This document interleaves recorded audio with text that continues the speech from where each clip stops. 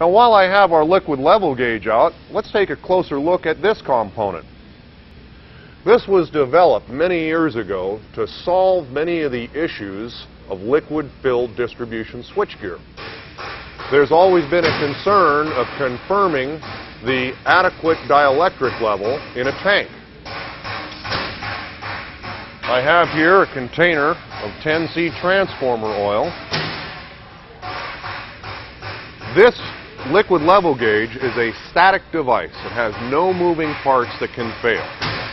It's simply an acrylic shaft with a prismatic bevel machined to the end of it. In that prismatic bevel is a red and white laminoid card with the words low oil machined onto it in reverse.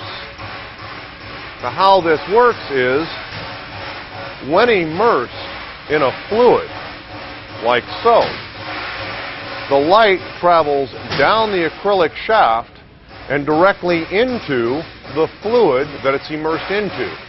This gives you a clear viewport into your dielectric fluid.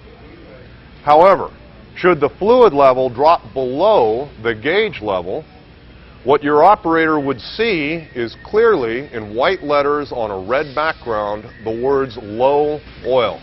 In a fluid, the light travels straight down the acrylic shaft and into the fluid into which it's immersed. It does that because as the light hits that prismatic bevel, being immersed in a fluid, it's unaffected by the prism effect and goes directly into the fluid. However, should the fluid level drop below the gauge level, what your operator will see is a clear indication in bright red and white of a low oil condition. Let's see that again. In the fluid, out of the fluid. We have found this liquid level gauge to be so dependable, so rugged. We sell this to other manufacturers as a standalone item so that they can use it on their liquid-filled tanks. If you have a supplier of liquid-filled transformers and you like this liquid level gauge, contact your manufacturer and see if they have this available, or have them call us and we can make it available to them.